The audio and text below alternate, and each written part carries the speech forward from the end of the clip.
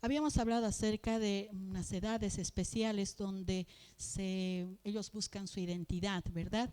Desde los 2, 3 años hasta los 20 años. Y la edad más fuerte es 11, 12, 13, 14, la edad de la adolescencia, los prejuveniles que nosotros llamamos, donde buscan su identidad. Y cuando están con familias disfuncionales, entonces ellos no encuentran su identidad.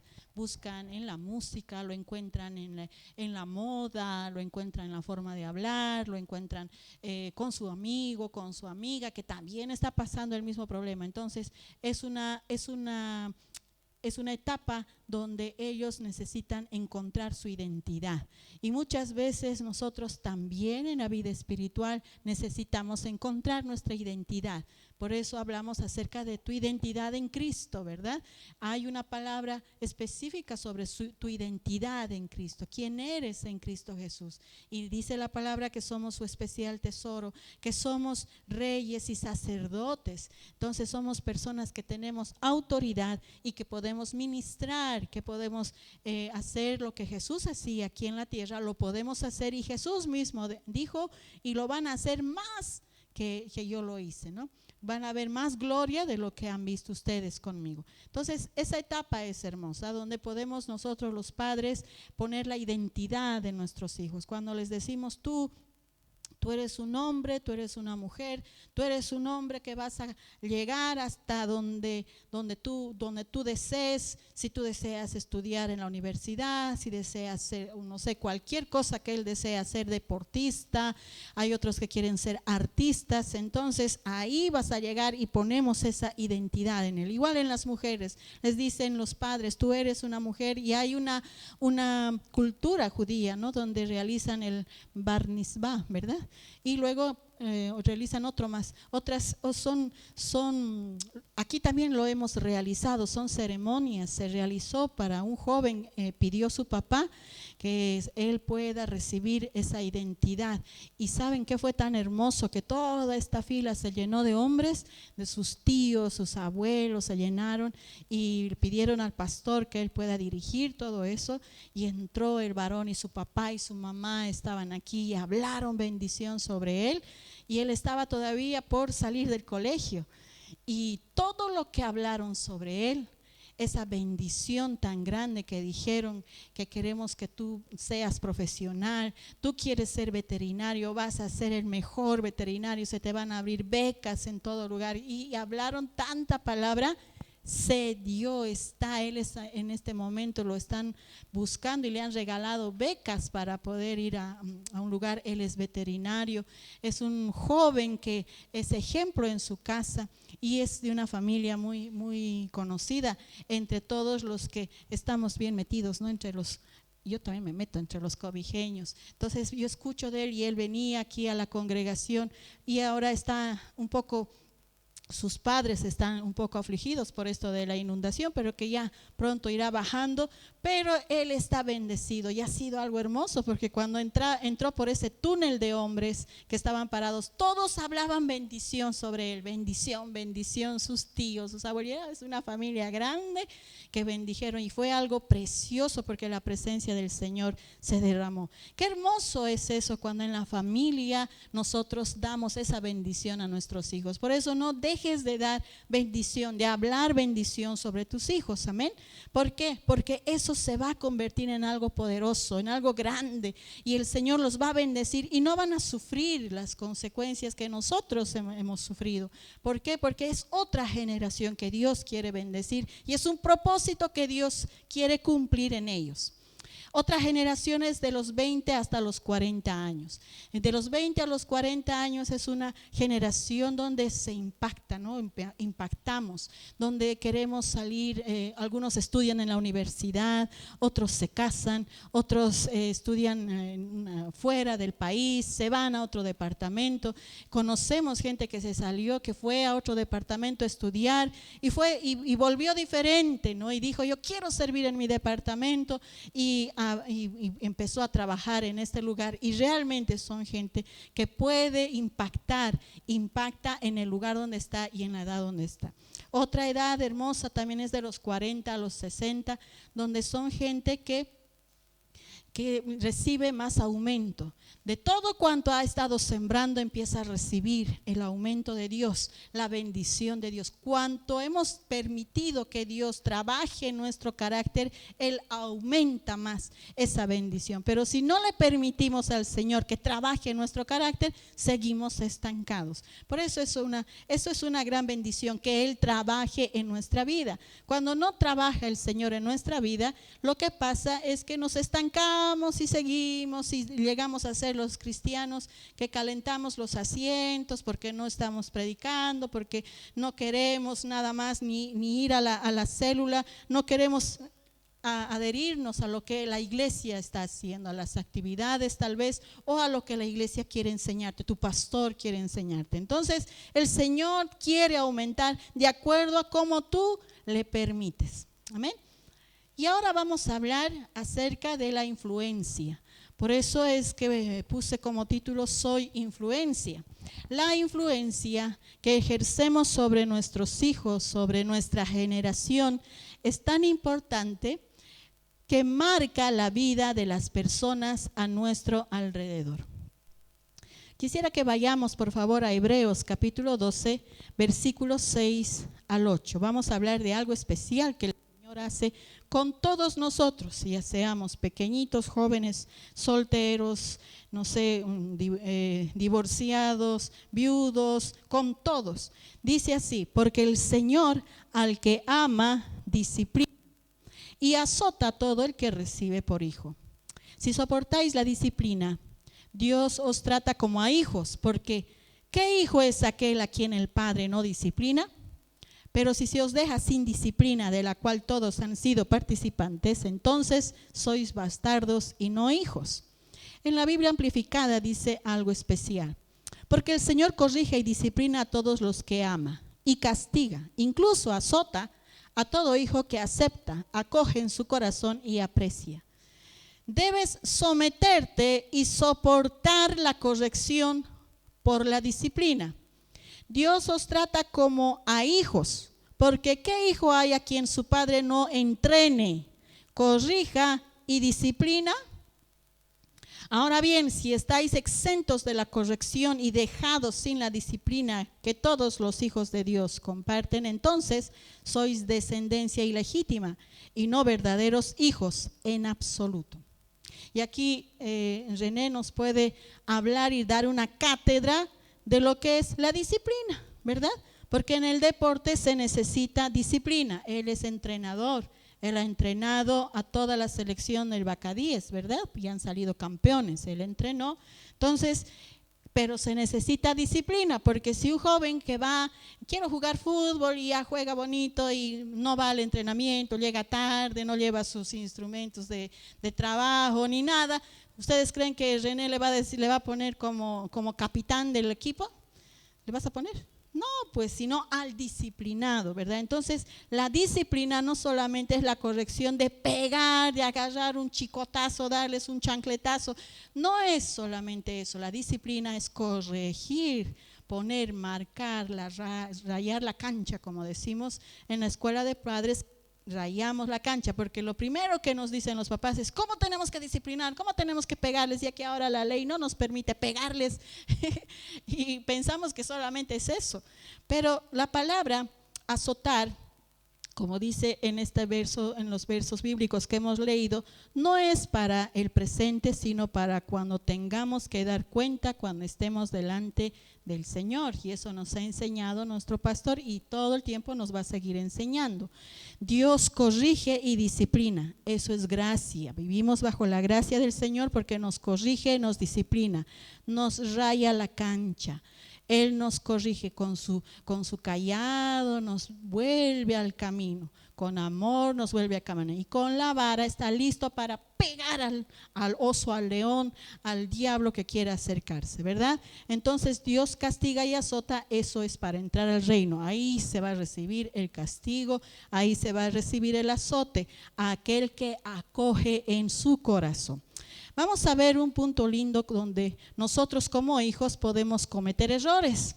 ¿Cuántos como hijos han cometido errores? ¿Pueden levantar su mano? 2, 3, 4 conmigo, somos 4, 5, hemos cometido errores, ¿verdad? O alguien dice, no, yo no he cometido ningún error. Pues sí, cometemos errores en todo lugar. Y aquí vamos a ver una historia de un hombre que habíamos hablado también acerca de David, cómo cometió un error. En 2 Samuel capítulo 11, del 1 al 5, lo vamos a leer. ¿Está listo para compartir conmigo la palabra? Vamos a cenar rico esta noche, ¿está bien? Aconteció al año siguiente, en el tiempo que salen los reyes a la guerra, que David envió a Joab y con él a sus siervos y a todo Israel.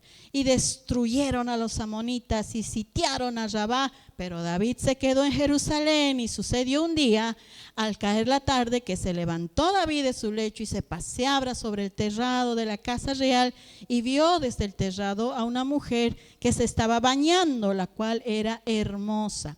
Envió David a preguntar por aquella mujer y le dijeron: aquella es Betsabé, hija de Eliam, mujer de Urías Eteo. Y envió David mensajeros y la tomó y vino a él y él durmió con ella. Luego ella se purificó de su inmundicia y se volvió a su casa. En el verso 5 dice: y concibió la mujer y envió a hacerlo saber a David diciendo: estoy encinta. Ahí cometió un terrible error nuestro querido David.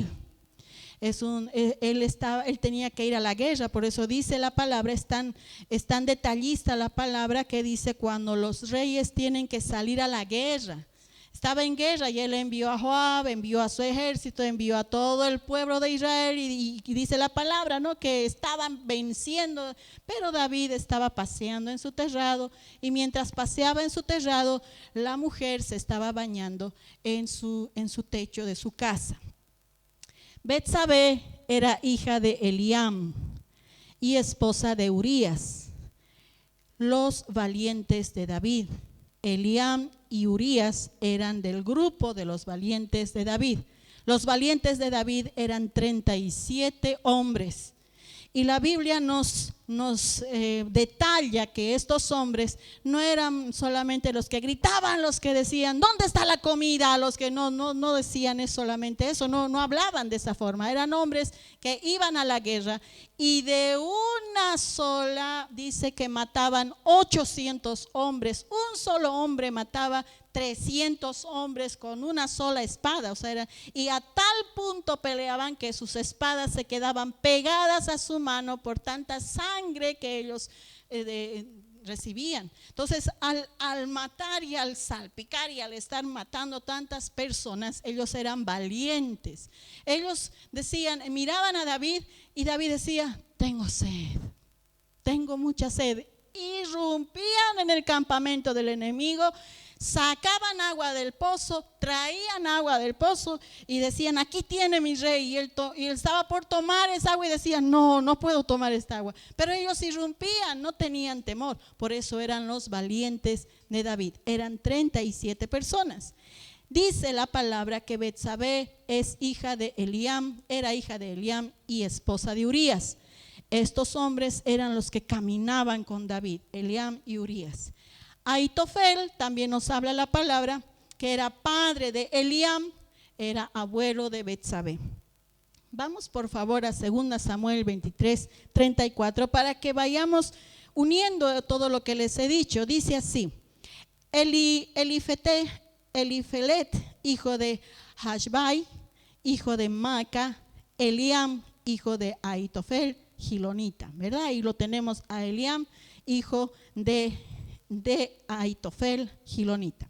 En 2 Samuel 23, 39 nos dice: Urías Eteo, Y luego la palabra, ustedes pueden leer el capítulo 23 de 2 Samuel que nos habla acerca de los valientes de David.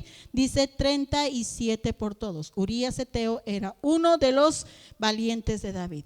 Y en Primera Crónicas 27:33 nos dice así: también Ahitofel era consejero del rey y Usai arquita amigo del rey. Los consejeros del rey, que eran los que estaban cerca de David.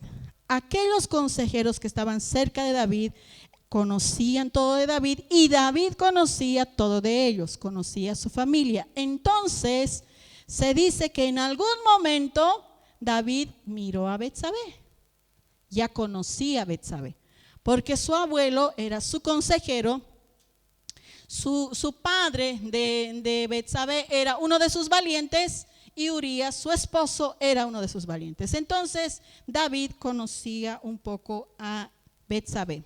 Algunos estudiosos de la palabra, al leer estos pasajes, arguyen que David ya conocía y veía que ella era hermosa. Entonces David dejó crecer ese pensamiento en su mente y en su corazón por mucho tiempo. Y pasa que nosotros empezamos a ver algo en la vida y ese pensamiento de no sé, voy a tocar algo muy especial. Algún varón que ya no quiere estar con la loca de su mujer, entonces empieza a mirar otra mujer, empieza a ver y eso dice, no, yo soy cristiano, no voy a pensar en esas cosas, pero eso se queda, esa semilla se queda en su corazón, eso se llama lujuria. Entonces David tenía alrededor de 60 años cuando Betsabé vio a Betsabé y cuando durmió con ella, pero no solo a ese momento porque la vio, sino porque ya desde mucho tiempo atrás ya conocía, porque su familia estaba alrededor de David. Entonces hay algo que tenemos que poner en control en nuestra vida y es la lujuria en nuestros corazones. No solamente es por llevar a cabo una vida sexual fuera del matrimonio, fornicación y todo ello, sino también hay otras cosas, por ejemplo el dinero, por ejemplo el amor al trabajo. Hay gente que ama tanto el trabajo que adultera, muchas mujeres adulteran con el trabajo, con su esposo, prefieren el trabajo que a su esposo. Luego otras mujeres adulteran con los hijos porque prefieren a los hijos antes que el esposo. Entonces hay muchas cosas que en nuestra mente se queda y eso va creciendo porque el enemigo es astuto y la lujuria toma control de nosotros y no nos deja pensar que puede esa situación tener un peligro total para nuestra vida. Betsabé estaba cumpliendo la ley porque la mujer en aquel tiempo, cuando tenía su menstruación, terminaba su menstruación, dice la ley, 7 días duraba la menstruación, ellas no tenían una protección, ellas subían al techo de su casa, del lugar donde vivían y se bañaban, se purificaban. Todas las mujeres hacían eso. Allí en donde vivía David, donde los judíos, entonces ellos hacían eso de acuerdo a la ley. Vamos a Levítico capítulo 15 verso 28. Y cuando fuere libre de su flujo, contará ¿cuántos días? 7 días y después será limpia. Entonces ella estaba limpiándose de su inmundicia, dice, ¿verdad? Pero David la vio y después de limpiar la inmundicia dice que tenía que llevar un sacrificio al Señor, o sea, un día más, 8 días casi. Pero no le dejó llevar el sacrificio al Señor, sino que la trajo y durmió con ella. Y ella no dijo, ay, no puedo, soy casada, no dijo eso, sino que aceptó. ¿Por qué? Porque David era rey, dice que era hermoso y era rico.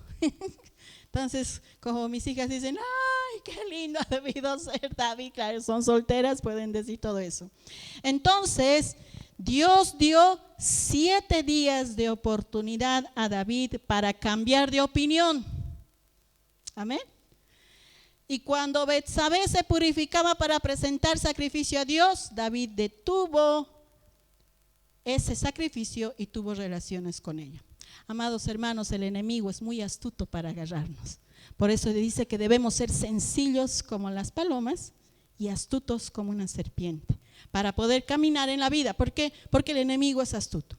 Ahora, de este error que ha cometido David, podemos empeorar el error. ¿Alguien lo ha embarrado el error alguna vez? Yo sí, ¿no? Cuando mentimos, hacemos otra mentira más y nos hundimos en la mentira, ya no sabemos qué más decir hasta que nos descubren, ya no sabemos cómo salir de lo que nos han descubierto. Entonces lo embarramos con todo, o queremos decirle, bueno, yo no he querido decir eso, pero la cuestión es que tú también, así como nuestros hijos, no nos dice, pero yo no he querido decir eso, mami, pero la verdad es que tú eres así, no, pero es que tampoco he querido decirte, y lo siguen embarrando y lo siguen embarrando. Entonces eso pasó. Vamos a ir a 2 Samuel capítulo 11, versículo 6, es una palabra larga, pero es linda y vamos a entender. Entonces David envió a decir a Joab, envíame a Urías Eteo. Sepan bien que Betsabé ya le dijo que estaba encinta, ¿verdad? Y Joab envió a Urías a David. Cuando Urías vino a él, David le preguntó por la salud de Joab, por la salud del pueblo y por el estado de la guerra. Después dijo David a Urías, desciende a tu casa, lava tus pies. Y saliendo Urías de la casa del rey, le fue enviado presente de la mesa real. Le envió con comida de la mesa real para que vaya a su casa. Mas Urías durmió a la puerta de la casa del rey con todos los siervos de su señor y no descendió a su casa. En el verso 10 dice, e hicieron saber esto a David, diciendo, Urías no ha descendido a su casa. Y dijo David a Urías, ¿no has venido de camino? ¿Por qué pues no descendiste a tu casa? ¿Qué quería hacer David? Betsabé estaba encinta, lo estaba embarrando el error, y lo que quería hacer es que Urías vaya, duerma con su esposa, y ahí se vio encinta la esposa, pero no se ha dado cuenta que David se topó con un hombre íntegro y no bajó a su casa, ¿verdad? Entonces Urías responde a David. Escuchen bien lo que dice Urías.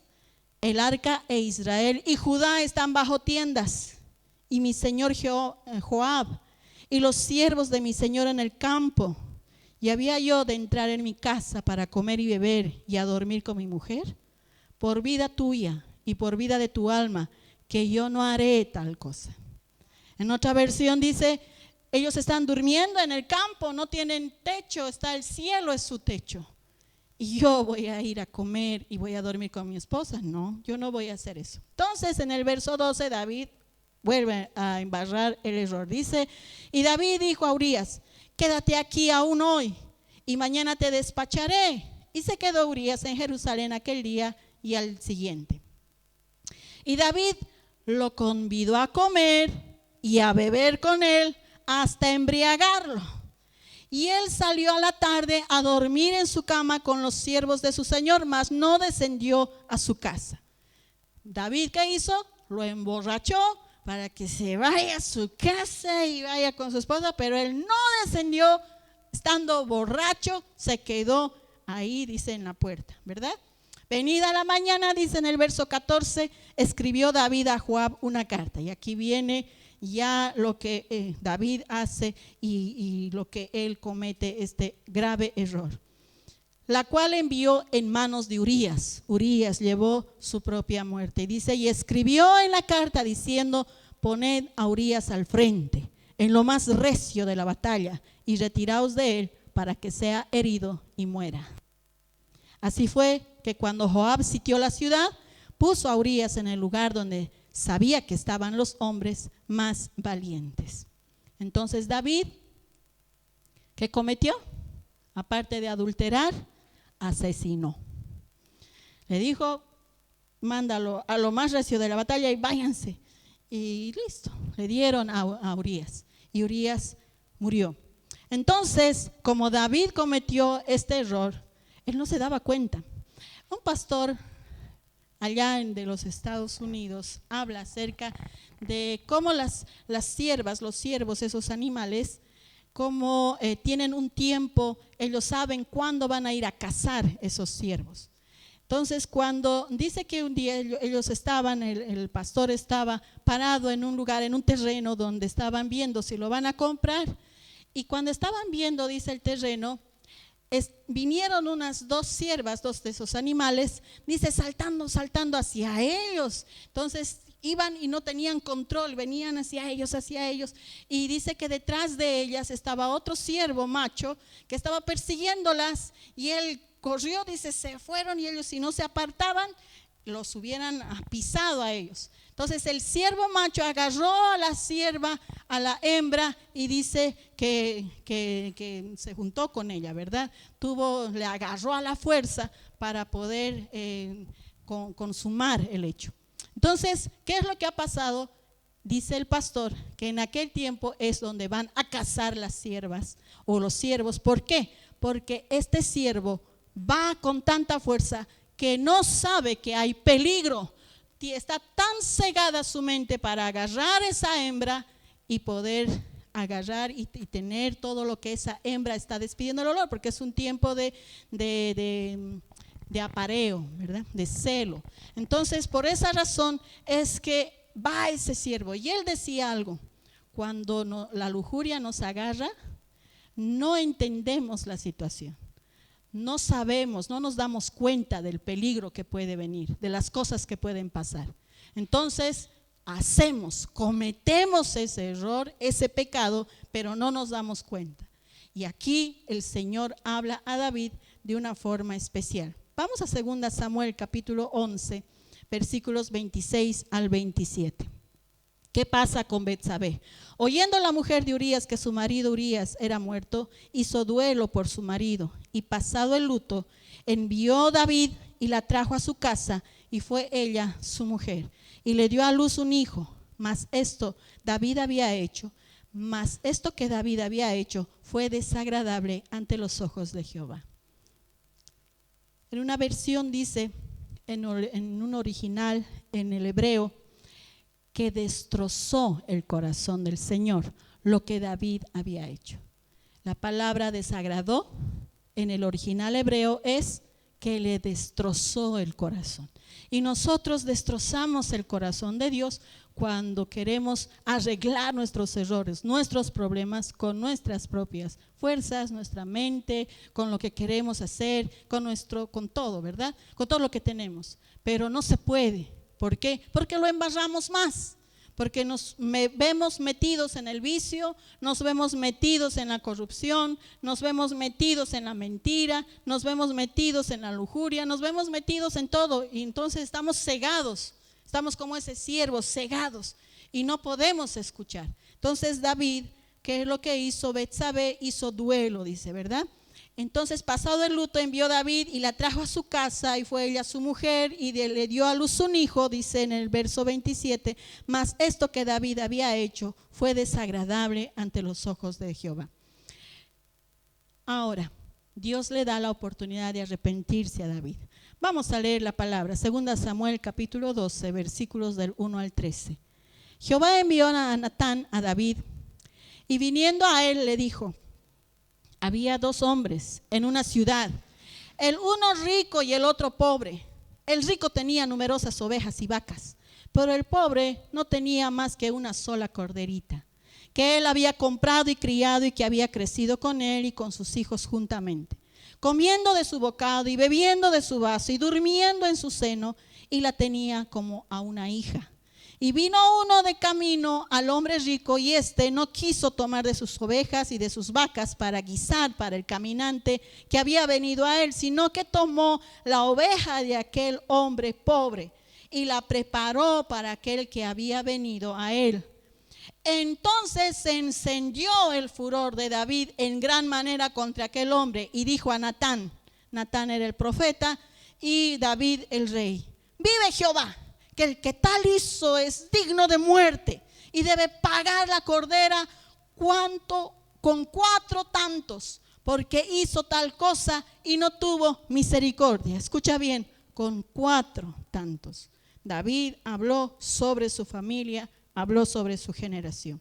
Y debe pagar la cordera, dice en el verso 6, con 4 tantos, porque hizo tal cosa y no tuvo misericordia. Verso 7, entonces dijo Natán a David: tú eres aquel hombre. Así ha dicho Jehová, Dios de Israel: yo te ungí por rey sobre Israel y te libré de la mano de Saúl. Y te di la casa de tu Señor y las mujeres de tu Señor en tu seno. Además te di la casa de Israel y de Judá. Y si esto fuera poco, te habría añadido mucho más. ¿Por qué pues tuviste en poco la palabra de Jehová, haciendo lo malo delante de sus ojos? A Urías Heteo heriste a espada y tomaste por mujer a su mujer. Y a él lo mataste con la espada de los hijos de Amón, por lo cual ahora no se apartará jamás de tu casa la espada, por cuanto me menospreciaste y tomaste la mujer de Urías Heteo para que fuese tu mujer. Verso 11. Así ha dicho Jehová: he aquí, yo haré levantar el mal sobre ti de tu misma casa, y tomaré tus mujeres delante de tus ojos, y las daré a tu prójimo, el cual yacerá con tus mujeres a la vista del sol. Porque tú lo hiciste en secreto, mas yo haré esto delante de todo Israel y a pleno sol. Entonces dijo David a Natán, ¿qué dijo David? Pequé contra Jehová. Y Natán dijo a David, también Jehová ha remitido tu pecado, no morirás. 4 veces tiene que pagar ese hombre por lo que ha hecho. 4 hijos suyos murieron de David. 4 hijos suyos.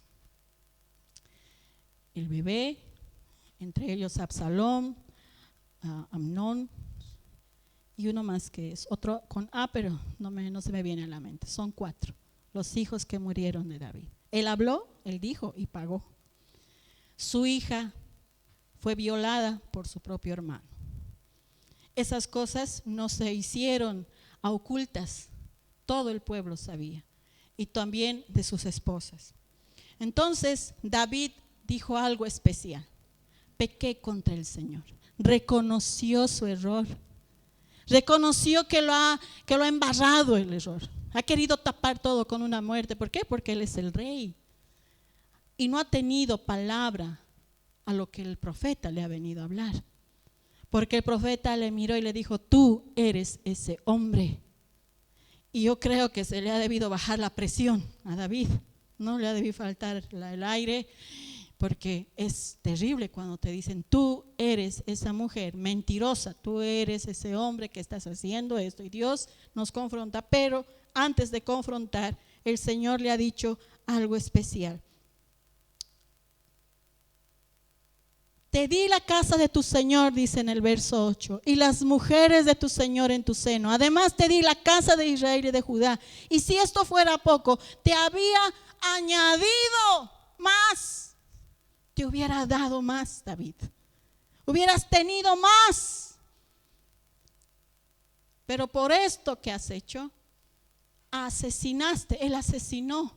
Entonces estaba grabado en la historia un adúltero, asesino, rey, y la ley decía cosas sobre el adúltero y el asesino, pero él era el rey.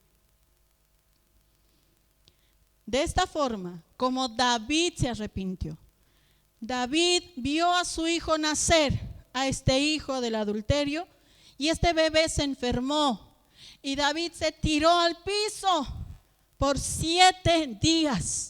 Pidió al Señor, porque él sabía que en 7 días, él tenía 7 días para arrepentirse, porque ella estaba en plena purificación.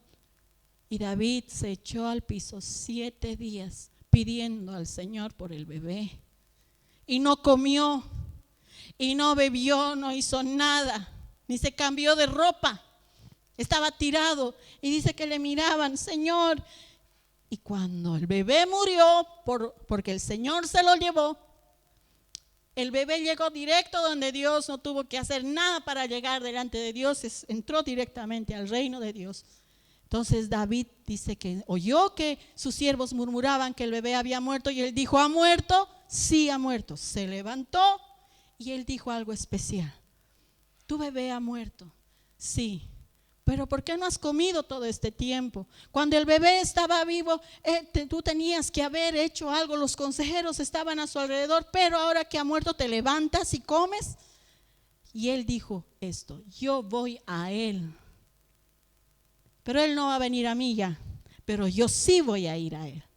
En ese tiempo que él reconoció su pecado, cuando estamos delante de la presencia de Dios, es que podemos entender la eternidad del Señor y el propósito que Dios tiene en nuestra vida. Pero cuando nos alejamos de la relación con Dios, nos alejamos y queremos arreglar los problemas con nuestras propias fuerzas y mente, no podemos entender nada. No podemos entender el propósito de Dios en nuestra vida. ¿Y cuál era el propósito? Que David iba a ir a su bebé. Y pasó eso. David murió y fue donde su bebé. Cuando Jesús predicó, se fue con David, se fue con el bebé, vio al bebé y casi alrededor de 3,000 años, se puede decir, hasta el momento de Cristo y hasta el día de hoy se puede decir que David vive con su bebé. Pero sus otros hijos no. Sus otros hijos dice que murieron en la guerra. Otros eran malos y no vivieron con el Señor. David sabía que tenía que llegar donde Él. Por eso dijo, yo iré donde Él. Vamos por favor a Hechos capítulo 13, verso 36. Porque David dice en la Biblia amplificada, después de haber cumplido la voluntad, el propósito y el consejo de Dios en su propia generación, durmió en la muerte y fue sepultado entre sus antepasados y vio corrupción y sufrió putrefacción y disolución de la tumba. Nosotros necesitamos cumplir nuestro propósito. Nosotros no necesitamos cumplir nuestro propósito porque nosotros decimos, yo tengo propósito en la vida, yo tengo una meta en la vida. Hay un hermano que nos dice, ¿por qué no vienes a la congre, hermano? No, pastor, es que yo tengo metas. Dice, ¿verdad? Entonces, pastor, ¿por qué? Y a otro hermano le decimos, ¿y por qué no vienes? No, por favor, yo tengo un negocio y tengo que atender el negocio, los domingos tengo que ir. Entonces, hay muchos hermanos que tienen negocios y tienen ese propósito, piensan que ese es el propósito en la vida, pero nosotros no tenemos que cumplir nuestro propósito, sino tenemos que cumplir el propósito de Dios en nuestra generación, en tu generación. Luego tu cuerpo sí se va a volver putrefacto en la tierra, se va a disolución, dice, va a haber una disolución en tu cuerpo, se va a provocar eso la tierra, los gusanos van a comérselo, es tu cuerpo, pero tú vas a estar con ese propósito de haber llegado delante de Dios y de haber dicho, sí Señor, he cometido ese error, pero he enmendado, me he arrepentido, ya no lo he vuelto a hacer. Te he consultado, he empezado a buscar. Y él dice que de su generación, de Betsabé, nació Salomón, el rey más rico de toda la tierra, que no hubo otro hombre más como él. Un hombre sabio, el sabio más grande de toda la tierra. Y así Dios bendice a las generaciones. Quiero invitarte, por favor, a que nos pongamos de pies para poder decirle al Señor, por favor, cumple tu propósito en mi vida. Saca todos los propósitos que yo tengo de mi corazón. Saca, Señor, todas aún las metas que me he propuesto. Yo quiero que tú puedas cumplir, Señor, tus metas en mi vida.